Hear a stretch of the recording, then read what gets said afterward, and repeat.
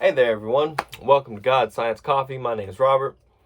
This is our guest today, Vonquarius Gaston. Very honored and pleased to be here with you today. I guess really operating on God's time and will on this one, as always.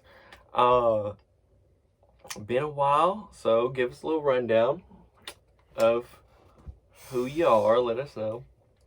Um, what can I say? I'm just me. I'm just living life how I think it should be lived. Just trying to make it in the world like everybody else. So that's where you come from. Yeah, that's where I Yeah, come from. you get it from the dirt, don't you? You really get it from the grind. I don't want to say. I don't want to say. I don't know. It's complicated. It's complicated. I really can't explain it. Is that so? Huh. Yeah. All right. Well, next question.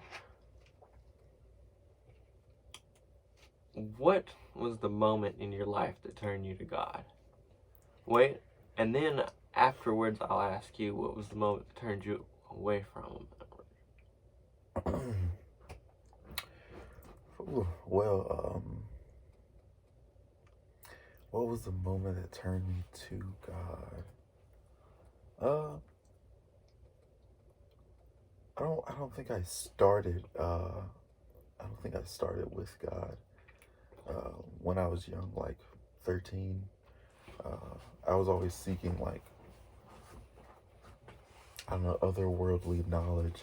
I mean, God was one of those people. I mean, one of those deities I wanted to study, of course, but it wasn't just about God. I was just looking for power. So, That's it's a very young age. So, are you kind of saying more or less that you were into like witchcraft and magic, seeking kind of demonic entities in order for power and knowledge? Into yeah, in a yeah. Continue. yeah. I mean, yeah. Of course, I studied the Bible, and in the Bible, it said that um, if you had faith of a mustard seed, you could move mountains. And Don't be afraid to speak up either. You know me. oh, my bad, my bad. Yeah, if you have faith, the faith of a mustard seed, you could move mountains. So I figured if that was for like the Christians could do that, then anybody else could do that as well. Have faith, the the smallest amount of faith they could do whatever they virtually wanted to do if they believed in it to a certain extent. Am I making sense? That makes complete sense. And that was true. Can I tell you why it was true? Mm. It's because we're all God's children. We all withhold His power and knowledge within us, but it's how you use it and what you're using it for. And that's why pagan worshippers and demonic worshippers are able to feel this source of energy rush, is because yeah, it's dark energy, but even they're probably using God's energy because He is raw. You know what I mean? He's all that. I mean, yeah, I mean, I guess I got sent down the wrong path. I mean, willingly because I willingly went down it, but unknowingly as well. Willingly, unknowingly, if that Tell us makes the sense. story. Tell us this story Um, about that. Yeah. so prior to this, me seeking power in other ways, other than God, I went over to, I won't say the person's name, but I went over to stay at this person's house. And me being a like impressionable young kid at the time, uh, I was just open and down to do anything that made me seem cool. So we're sitting there or whatever, and whenever I went over this person's house, like I would drink, I would smoke or do whatever I wanted to do. So I loved going over there.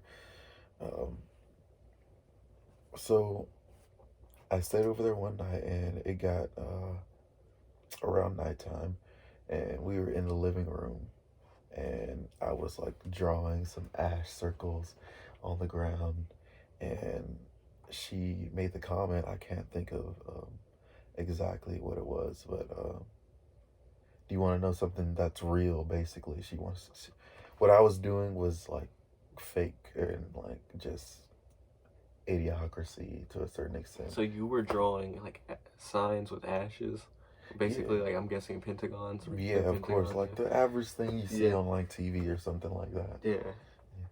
And she's like, okay, so turn all the lights off. I'm thinking, oh, this is kind of weird, but whatever, I'm down for it. This is some weird stuff this person is doing, but hey, I mean, they let me drink over here, it's whatever. It was really a bad situation, thinking back on it, but I digress. So we sat down in a salt circle, and then she introduced herself as the high priestess of some coven that she was a part of. And she was telling me that she was getting tired of her position and that she wanted to pass it on.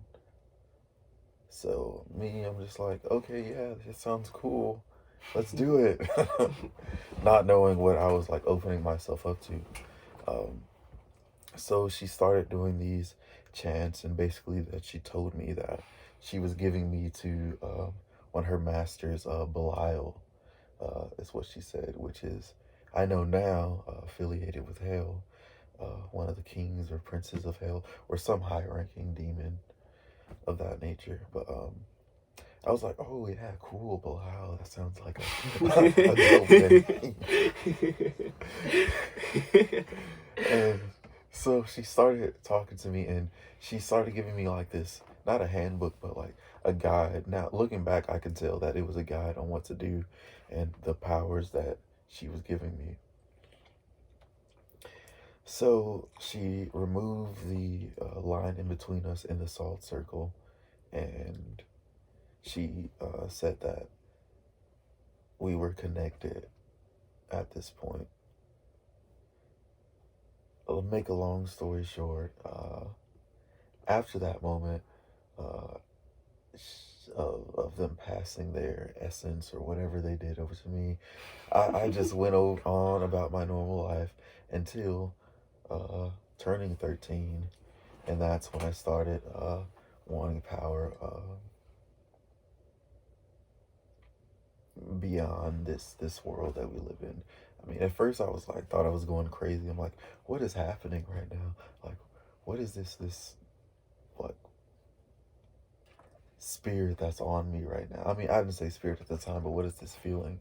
And then looking back, I was like, oh shit. I mean, oh crap, like that was because you sat in a freaking salt circle with someone that told you they were a witch and trying to put a demon into you, and you were just like, okay, cool.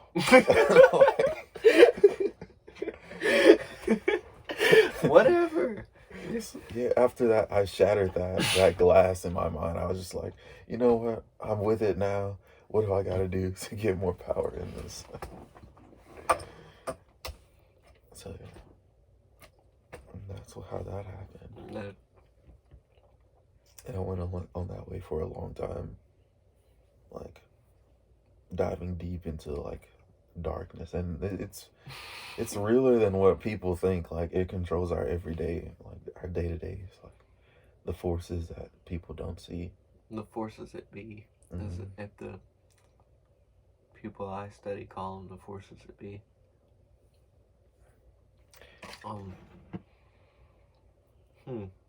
You know, I myself, I don't think I've ever seen a satanic ritual or openly been to one. I guess I didn't hang out with the satanic worshipers in high school. Right. Wasn't in that circle.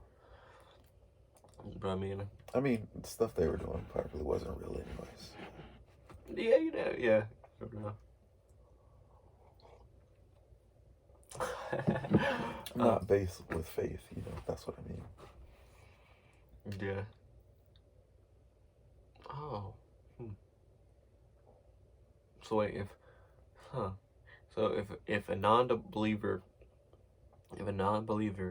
completely didn't believe in God, which I believe would be a damn near impossible thing to do, like, you know, because there's always gonna be that one inch of your heart just kind of screaming at you.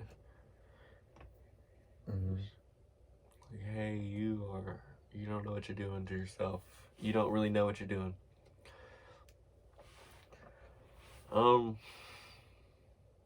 Well, I guess we'll kind of do what we got here for.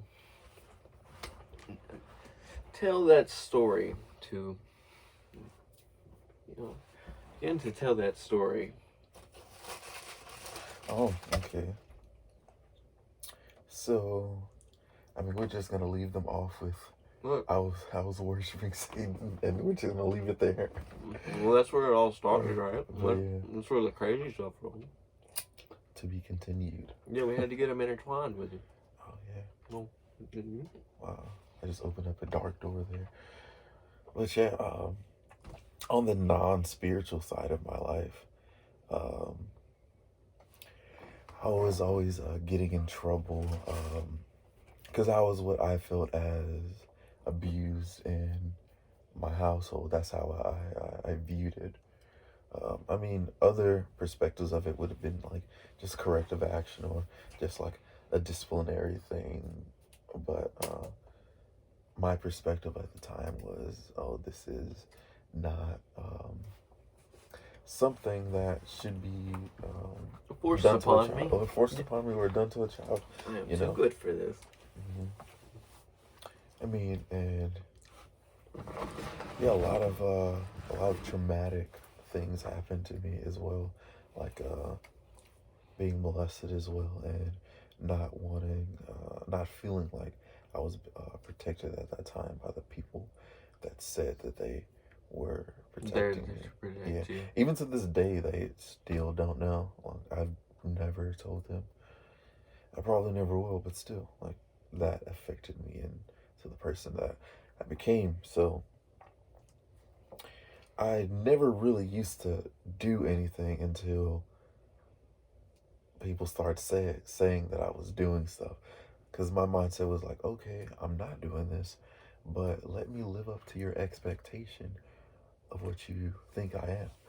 So I'll start doing whatever that may be, whether it be like alcohol or. So that's what broke you. So you already started out with an insanely low self-esteem and a question of self. Right. Self-worth. Yeah. See if you had any compassion within your heart at all. And I went down a very cold path. You probably questioned your sexuality as well, didn't you? I mean, everything was in question. That and in retrospect, it was just it was just a chapter of my life that I had to go through. But while I was going through it, it was hell. It was definitely hell.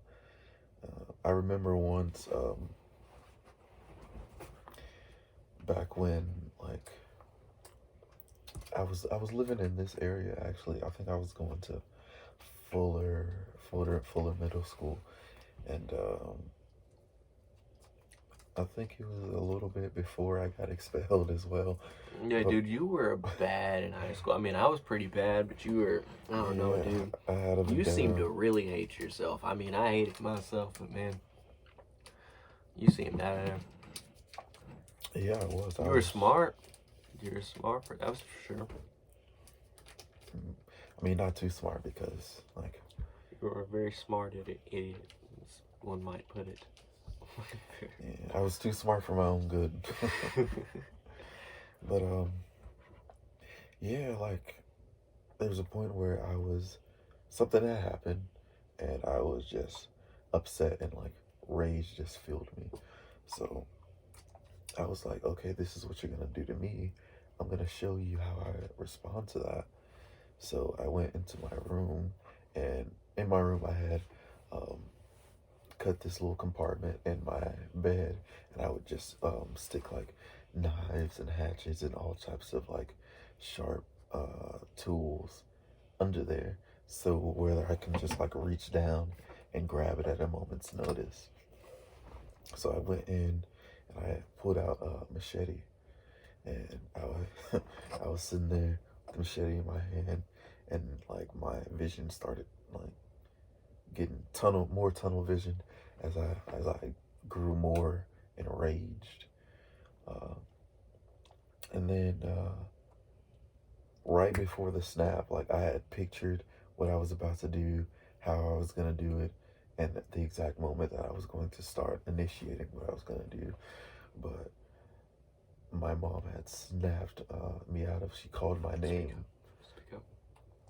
My mom called my name, and I just like snapped out of this rage mode. This like I don't know what to call it. It was like I was just like possessed with rage at that moment. So she called me in, talked to me or whatever, and then that was one of the times that she saved my life actually. Because if I had done what I was planning on doing, I wouldn't be here right now talking to you about it. I So personally feel like you were under some sort of possession. Whenever something is in your head, in your mind, that feeling, it's like an instinct where you just want to completely erase yourself. It's completely, it takes control of you. It's not your actions as if it's not you. See how her calling your name snapped you back, huh? Because by this time you had already probably accepted some sort of spirits within to you without yeah, even of knowing. course. I actually used I started praying to it. I started praying to them. And Because even you right hated there. yourself. You hated yourself. You hated life. You had no question to exist. You had no reason to even imagine to push forward. So you went straight to the dark side, which is what most people do. The only reason I'm saying this is because this is the path most taken, and they don't understand it. It's very hard coming back from that as well. Once you've been there for so long, I mean, I've ruined people's lives like completely.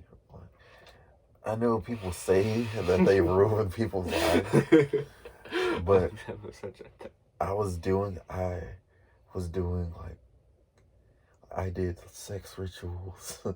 I was literally offering people up to darkness to boost myself or to boost my ranking or whatever, and applying curses on people's lives just so I can farther, um, rank.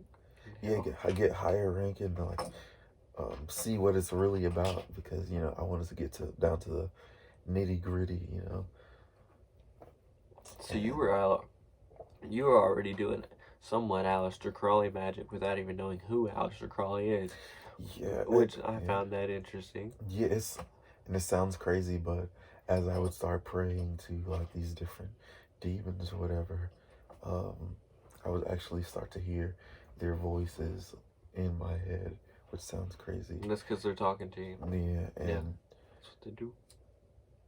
when I was performing these rituals, I would, they would like control me, and they would be speaking the things over them, um, to where I would have them in a trance, and then me painting something over their body, to where they are now open to all the spirits that I called forth to enter their lives, and to always I forgot what was the term, uh, to never have love. That was my that was my favorite. It's shitty. That's It's evil. shitty, but That's I evil. loved putting never finding true love curses on people. That's funny. Yeah, it's That's the it's that's the one. I thought it was gonna have to be something. I mean, that's pretty bad, but yeah. I thought it was gonna be something. He's like, no love. Oh, wow, that's a sign right there of how empty you are. And I would always get the opportunities. It would always be with um, women like that were um, the best of women, the best characters. Even those that said they were like for Jesus, and those were the worst actually. Looking back on it, like they were such like decent people that if they met the right person in their lives, that they would definitely have ascended to the person that they should be, like with a quickness. And then but they ran into a thorn, and I'm sorry it had to happen to you. I mean, I'm really sorry now because of the person that I was, but then I was just like, it is what it is. You came across the darkness. I'm sorry. Walk to and fro. Has to get somebody.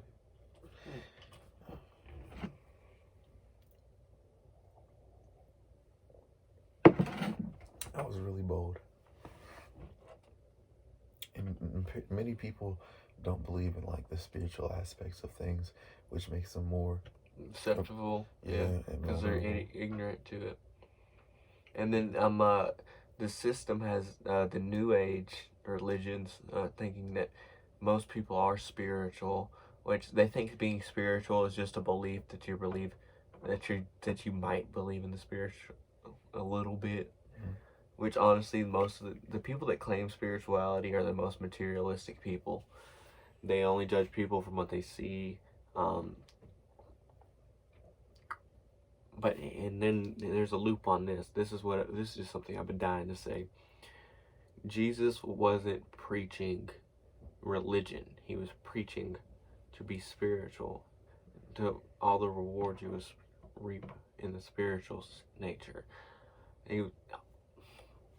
Once you read the New Age in a spiritual point of view instead of just your real world point of view, this primal point of view they've taught you, break out of. But only he can teach you. Only he can show you. That's only if you accept him. Now these entities, they'll show you things, but they'll be very limited with what they should tell you. But they don't care. They don't care if you know about all this ancient history. They don't care if you know some powers of good and evil. They just want to keep you around longer and longer just to feed off of you. And then I'm not really sure how it ends. But I guess never ends good. Yeah.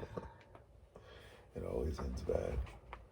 But they treat you like a friend, and I guess that's why, because you get these people with no self-esteem, you get these people that don't believe in God anyway, so that means that they don't know what love feels like. So this demon comes to you and acts as if it's your friend. It might come as an amusing image, and it gives you just this love, this warmth, this comfort, and also they're masters with their tongue. The wordsmiths, as you could say, very trickery.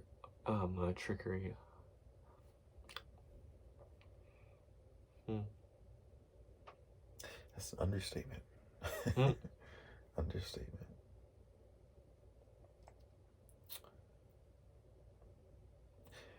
You'll never know, like, unless you actually are a prayer warrior. You will never know. And that should be scary within itself. But like you said, a lot of people aren't at that level. They just see the physical and don't care about the spiritual side. Yeah, because although the physical keeps you nice and dumb and ignorant, keeps you dumbed down. But I guess that makes life a little simpler, but it honestly makes it so hard because you just think you're just here to pay bills and die. That's all you think you're here to do. Me personally, nowadays, I try to stay more on the physical side because of what I am spiritually. Like, I try to stay on the physical to better myself now, because if I go back to the spiritual aspect of life, you get a whole gang of demons. Yeah, like they're waiting at the door. They're like, "Yo, hey, come bro. back. What's It's up, okay. bro? You've done this many times. We got twice as many now. We're gonna hold you down. We remember your pact, you know." But yeah. So God is so much stronger than all of them. Yeah, so definitely. It's crazy. All I gotta do is pass the test that He's given me. So, and then I'm His. You're His already. You're You're God's already. You have to understand, as soon as you accept God into your heart and ask for forgiveness, and you're accepted, but you have to honestly believe it and feel it. Your true intentions within you have to actually believe that you're doing it. If you just resent it and question it, he'll feel that. He tests what's in your heart. That's what he goes off of. And you yourself, my best recommendation is you have to pray against so many very specific things. Okay. You have to pray against the specific demon names that you've learned. You have to pray against the certain sins that you've done. You have to pray away. You have to be very specific with these prayers. And you have to pray for everyone that you've hurt. You have to pray for everyone that you might have misled. Say there, you have their names in your specific, the power of intent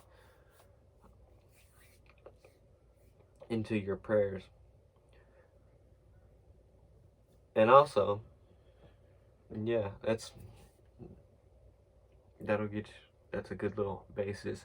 And the more that you pray, look, I know praying, something about it feels really, really hard to do. I personally like to do it whenever I'm alone and no one's looking. That's just me personally. That's how I'm so comfortable, because I have a very personal relationship with him.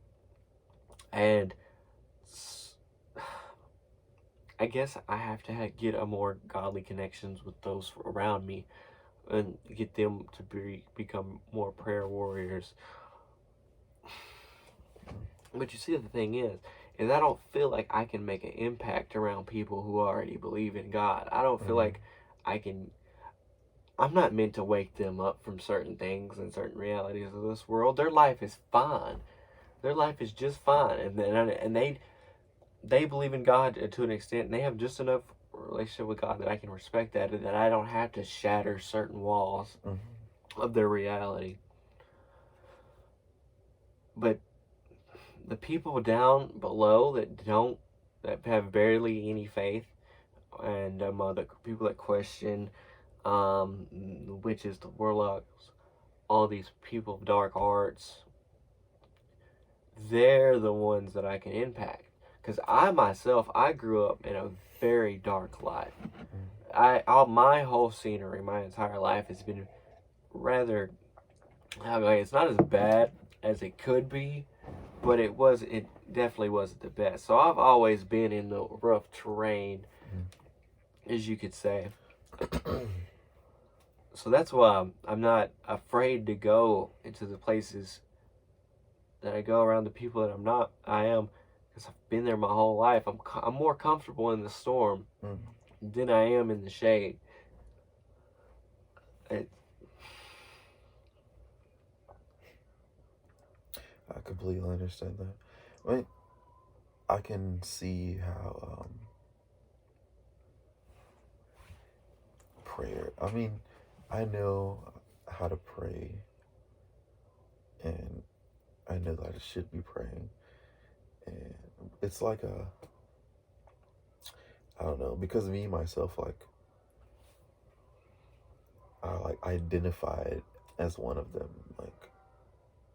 we all did, and we didn't know it. Yeah, I literally used to call myself Demon. Yeah. Whenever I was a kid, that was like my nickname for everything, Demon. And I would draw this satanic symbol, the real true satanic cross. Well, at least to my knowledge, that the Church of Satan uses. And I had the all-seeing eye. I used to draw it and scribble it everywhere. But see, back then, whenever I did this, I didn't believe in none of it. I was so anti-God, but I would always scribble those signs anywhere I went. And my nickname was Demon, but it was more like a video game thing, but still. So don't be you have to, and the devil lies and tells you just because you've done this and this, you can't. God doesn't want you. God doesn't need. He'll never accept you. He'll never forgive you. You've done all this. These are all just lies that he's spamming into your head. He does it to all of us. To try to make us believe that we're not worthy of his salvation, of our Creator's salvation. you said something to me that we had a conversation earlier that I thought was pretty funny. You said something about how you had a plan, how you were going to destroy God. Oh, Yeah. oh It was, man. So at that time, like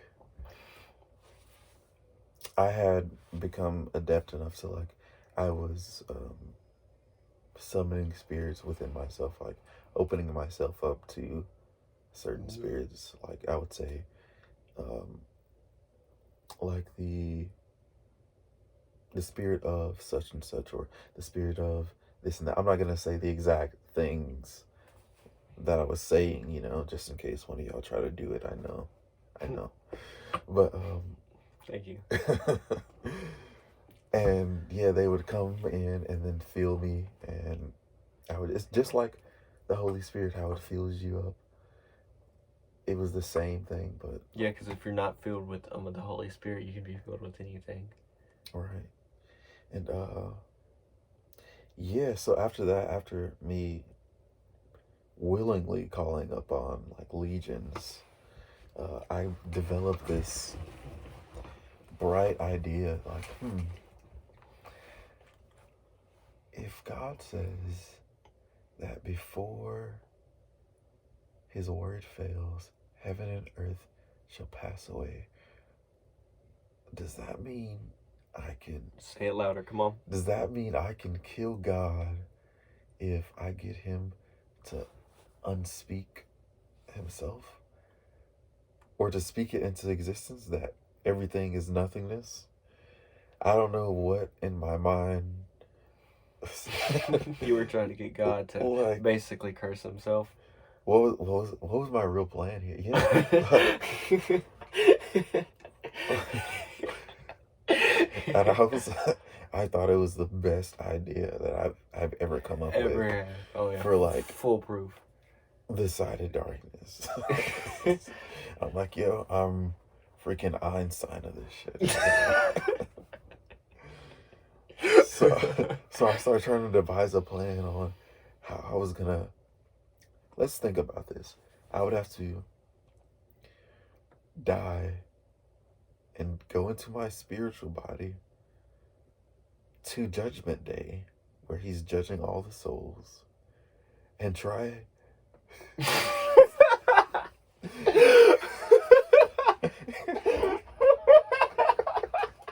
and try to talk to him and say, yo, what's up, dude? Like, what's that character from Batman, the little elf dude? You gotta get him to say his name backwards and he'll disappear or something. I don't know what his name is, but something like that. Yeah. Like, oh, I bet I can get you to say this. Like, no. Like, I made this reference to you the other day. Like, this is my creator. Like, he created me. Nothing I can possibly think could be new or a surprise to him. He's like, oh, I got you. I'm like, no. I've seen you do that millions of times. I got you, man. Like trying to make the whole universe disappear by his own word. Right. Just because you tricked him. Foolproof. He'd probably let me go on for a second just to make myself look stupid. And then you just be like, dude, like, you're like the millionth generation on this planet. I mean, that's obviously no, but still. What made you think you could trick me? What makes you think you're that one dude who can trick? It's like a baby that puts his handprint in a cake, and then you're going to that baby saying, hey, you know who put their hand in this cake over there? They have chocolate on their hand still. Chocolate all over their face. And you're like, no, I think the dog may have did it. Like, it's like that. Like, I have so much more wisdom than you right now. I'm seeing everything. I don't know. It's crazy. I've literally seen you say this 100 times that you were gonna do this. I've seen you put your whole life's work and devise into how to trick me. I've watched this. that's how that's how it makes you think. I mean, Yeah. It makes you think, yeah, I can get him. Bet I can beat him. Because it's also one of the many ploys of this earth is that they'd rather you worship yourself than worship the Almighty. That's because as long as you worship yourself or something other than the Almighty, you're good. They can keep you nice and ignorant and make you believe anything they want to. whew, it's true, man. That is so true. So true. But what was the other question you were asking? You were asking something else. And Huh? This is good. Oh yeah. This You is like it? heat, bro. This is some heat. Yeah. Another question. I usually that's why I'm gonna bring this little gold folder with me on all my interviews, because it's got like some of my random ideas and random studies into it.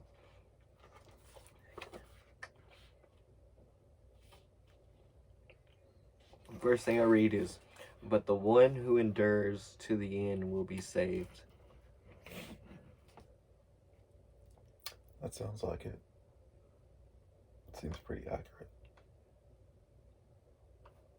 Yeah. Thank you. Thank you all for watching this. If you'd like to join us in this prayer before we go, I'm so glad to have you with us. Thank you. But we're gonna pray real quick. Wait. Do you want to go a little further? You got more?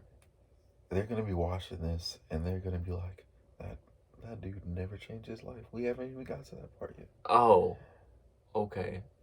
Sorry. He's trying to make y'all think I'm a Satan worshiper for real today. I'm so like sorry. Right now. I'm so sorry. Yeah, okay, true. Yeah, okay. Keep it going. Come on, tell us. Tell us who you are now, Vaughn. Come on. That's what we've been waiting for. That's what this was about. I asked you at first, but you was like, yeah, I was today. Hey, you know what I mean? You was trying to play it cool. Yeah, and then I couldn't get you to talk. All right, keep it going. Yeah. So skip all that. I mean, yeah, we'll get to that in a little bit. I'm sure y'all find that interesting, but I want to say I started actually searching for God, and I can say when I went to Job Corps in the Ozark Mountains. I hear Job Corps sucks. It wasn't that bad. I mean, it was a good opportunity. It was some pretty cool people. To me, anyways. Some people, it made it suck, but I liked it. I mean, I grown up in that kind of environment. So, but yeah, I was there and I got like stoned out of my mind. Like a type of high that, yeah, I don't even know how to explain it, but I went to my room and I laid down and I'm just trying to think about like, I've never been this far up right now. Like, something's weird. Like, this is off. Like, because I had like smoked the same type of weed earlier and it didn't take me this far. So I'm like, something's weird. Something's going on. So I laid down and I started praying that I would die right there. I didn't want to live anymore. I said, my mom is going to be okay. Everyone's going to be okay. They're going to get over it. They'll be fine without me. And as I started listening to myself and listening to my thoughts and praying that I'd be taken out of my body, I could feel myself being separated, which was probably like some astral projection, but I could feel myself being separated and I was growing colder. Like, I could feel myself on quote unquote, like, I don't want to say dying, but moving on. I don't know how to explain it. So at that moment, when you're doing the things that I was doing, you're taught to have within yourself like a dark council of your strongest deities or demons that you let into your life, and then it'll be your consciousness and then theirs with you. So in this council, it was a different voice at the time, and it was the voice of God, Jesus Christ, or an angel they sent for me at the time. And they were saying that it wasn't my time, that I was going to come over to the side of light, basically, and that it wasn't over right there. And the council with and me, they were arguing back and forth about who really wanted to have like my soul. Like, should I go to hell right now, or should I be given another chance for it? And it came to a point where they decided, and the deciding factor would be uh, the things I did after that moment leading up to my life, and they would convene again to discuss it further, like to give a judgment. And how I know I wasn't just tripping at that time, because I'll say maybe like a year or two later, I had another feeling like that, where I was like transported to a room where this dark council was, and this voice and angel speaking from the other side, uh, on my case to them, saying, this is what he did. Oh, he did that. Oh, but he tried to do this and he was doing that. And it just kept conflicting. And me personally, I had like a few words to say, like per setting, and I was like, okay, I'll change. I don't want to go back to the darkness. And each time I would always choose darkness over light. So years passed and years passed. I'm joining the army. I'm going over to South Korea. uh, South Korea was my purgatory. Like, all of my karmatic, like, everything that was supposed to come to me came to me while I was over there. Because I was definitely, I was like lukewarm. Towards the end, I started trying to follow more on Christ. But towards the beginning, I was like, fuck it. I mean, who cares? What's gonna happen? I'm gonna have fun. I'm gonna party.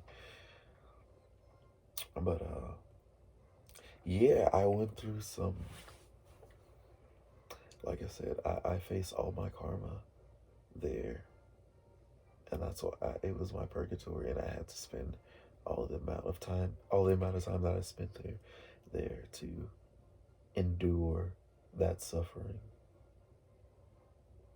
if that makes sense. Yeah, there was this woman that I was talking to, um, and we were talking, and we were actually supposed to get married before I left to Korea.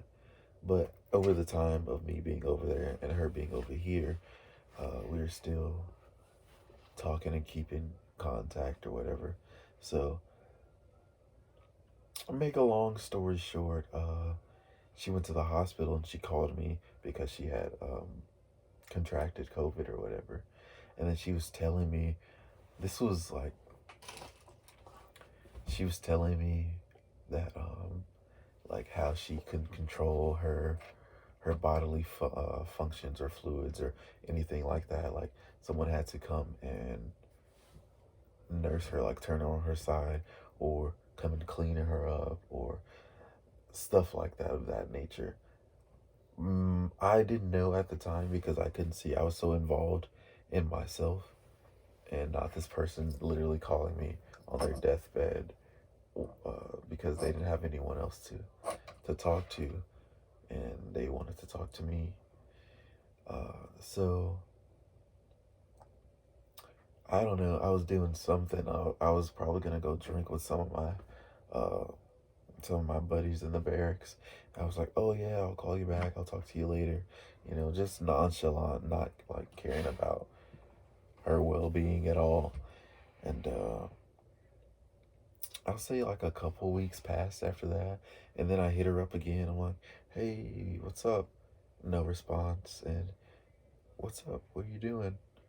And then I got removed from uh, her Snapchat. I was like, what the heck? So I started messaging her on Facebook, and I went to her sister's page, and right there, like my heart just completely dropped and sunk into my chest, because I was reading her obituary, and it had the dates where she was born and the day that she died, and I was just like, wow, I was one of the last people that set eyes upon her before her death. And all she wanted to do was have a conversation with me that lasted more than like 10 minutes. So that really sat with me the wrong way.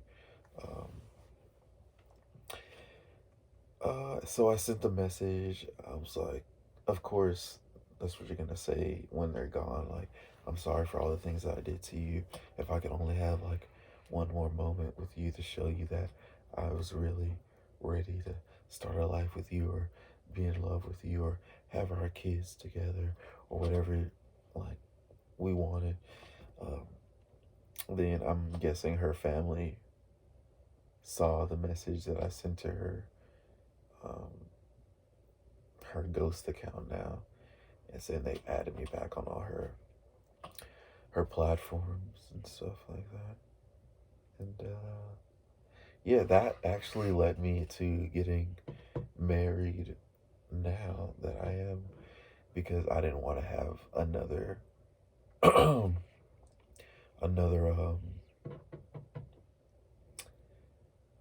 don't want to feel another moment like that where someone's fading and I'm not doing what I need to do in my life. Um, I don't know, but yeah, yeah, that's what happened in Korea. One of the things that happened in Korea, but it was all to pay for the many heinous spiritual crimes that I committed, because I'm trying to atone. It is what it is, though, you know. Stuff all that down deep inside. This is a very beautifully dark story. Thanks.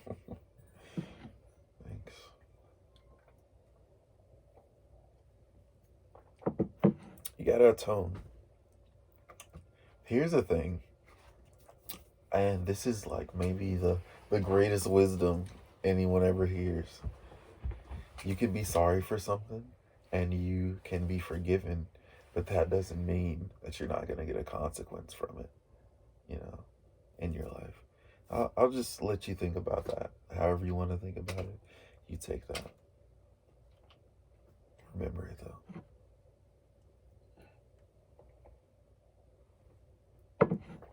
What's next? Yeah. You got a 49-minute video? we could either pray or end it. Or if you got something else to say, man. No, I think I've said enough now. Get right with Jesus. He's coming back real soon. Real soon. And if I can do it, and he be willing to accept me out of all the things that I did, literally worshiping Satan, I think you can do it too. So, get right. I feel like I've bestowed upon you a ton of spiritual and knowledge within like the past 2 or 3 days. Hey, yeah, I've learned a lot from you. The student has become the master. Whenever I'm speaking to someone who doesn't believe in God, and I know they don't, I will hold back certain knowledge from them because I'm like, the demon does, like a devil's child doesn't need this stuff.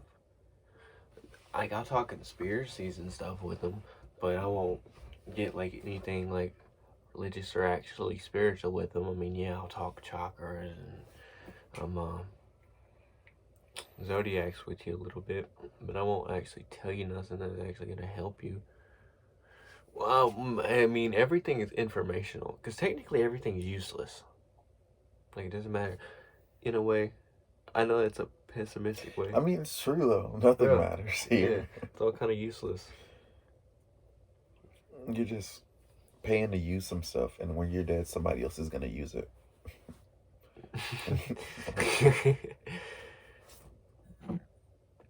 Seriously though, like for real. Yeah. So if you average American lives about 50. That's bad. That's real bad. Probably.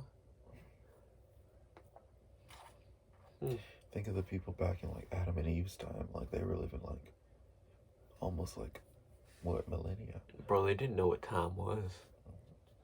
It's like, what? The sun, the moon, it's rising, and whatever. We were meant to be immortal creatures, but it didn't happen like that, obviously. We were ranked above the angels.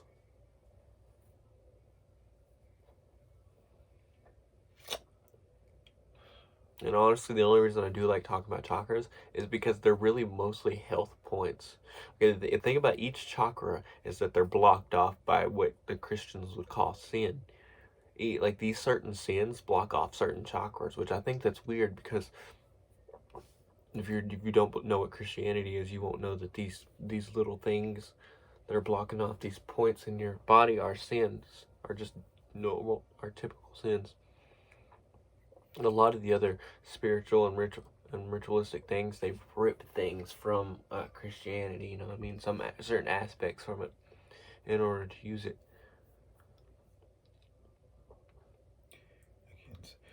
Yo, like, we aren't sponsored by them, but Midnight Gospel, like, I feel like that's something that a lot of people should watch. What do you think? I guess every once in a while, yeah. But What do you think about the concepts they put out? It's kind of like a podcast. That's like a show on people on drugs. It's a show for people on drugs. That's what Midnight Gospel is. Is it though? It really is. Yikes. It's interesting though. It is interesting. I mean, and I'm not here to condone your drug use because I mean everyone in this world is a drug addict in some form or fashion. Especially the alcoholics. Don't y'all dare count yourself out. Y'all worse than anybody. I had this one woman. She was drinking mimosas at like 2 p.m. talking about how bad weed was. And I'm like, you're the driver. Like, hammering them. Like, Wow, people are crazy, man. Yeah. People are crazy. I mean, but yeah, that's pretty much me in a nutshell. I mean, there are like a lot of details, but y'all don't need to know all that. But yeah, that's who I am. You know what I like? I feel like this is kind of like the little blooper section at the end. Yeah, Like, see if yeah, they it actually is. like made it that far. Mm-hmm. It is. We do have to pray real fast, but We and do. I'll accept. One of my fears is I'm not public prayers. I mean, if I was like at a funeral or something, I could low key probably do a prayer. Like if something died, like if your cat died or something, I can do some bomb farewell prayers. I can, but that's because I'll be feeling it. So I'm gonna try. Join, bow heads, and pray with us. And thankful for y'all to be here. Dear Heavenly Father, thank you for blessing us with Vaughn today. This time, this day, this air we breathe is so beautiful. Thank you for bringing everyone who came to join us. And I guess those who left a little early, because I guess we got about a church-long session in today. Thank you for allowing me to become the person you need me to be in order to do what you feel is right. Thank you for all the trials and tribulations that we have encountered through this life in order to test us in all forms of fashion. Thank you for the love, the friendship, the many blessings, the food, the clouds, the cold, rainy weather. Thank you for all of it. Please bless these people's souls that walk this earth with empty shit as just empty shells. Thank you. Amen. Amen. Welcome to God Science And Coffee, y'all. Okay.